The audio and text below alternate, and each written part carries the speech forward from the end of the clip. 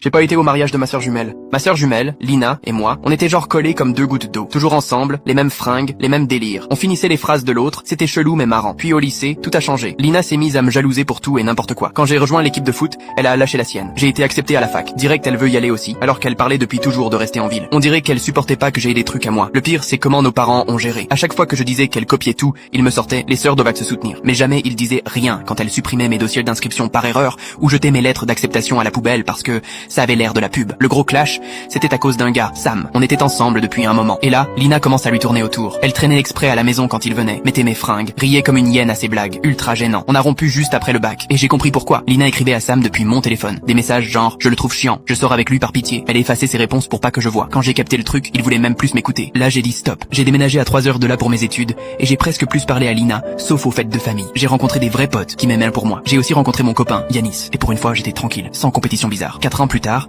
Lina annonce qu'elle se marie avec un type qu'elle connaît à peine depuis 8 mois. Tout était comme d'hab avec elle. Grosse bague, lieu de ouf, caprice d'Agogo. Mes parents se ruinaient pour elle pendant qu'elle faisait des crises pour des serviettes pas de la bonne couleur. Quand l'invitation est arrivée, j'ai failli la balancer. Mais Yanis m'a dit d'y aller parce que c'est la famille. Et peut-être qu'elle avait mûri. Franchement, j'aurais dû m'écouter. 3 semaines avant le mariage, Lina m'appelle en larmes. Une de ses demoiselles d'honneur s'est désistée. Elle voulait que je la remplace. J'ai dit oui, par pitié. Puis elle me balance que je devais teindre mes cheveux en brun parce que elle voulait que tout le monde soit brune et j'étais la seule blonde. J'ai dit non, je venais de payer 280 balles pour mes mèches. Ça va pas la tête. Elle a hurlé comme quoi je sabotais son jour magique et que j'avais toujours été jalouse d'elle. Puis elle a raccroché. Le lendemain, maman m'appelle, en mode « Lina m'a dit que tu veux pas venir parce qu'elle se marie avant toi ». Elle m'a sorti un speech sur être une bonne sœur et que Lina m'admirait depuis toujours. J'ai essayé d'expliquer mais elle m'a dit que j'exagérais. Ensuite, Lina a balancé des trucs sur Insta. Des stories où elle faisait genre la pauvre fille abandonnée par sa propre sœur le jour de son mariage. Ma famille m'a bombardé de messages, tante, cousin, tout le monde me jugeait. Le clou du spectacle, une photo d'elle et son mec avec en légende, heureuse d'avoir une famille qui soutient notre amour. En commentaire, pas comme certaines personnes. J'ai pigé direct. Ce soir-là, j'ai appelé mes parents et j'ai dit que je venais pas. Maman a pleuré, papa m'a traité d'égoïste. J'ai reparlé de l'histoire des cheveux, de tout le reste,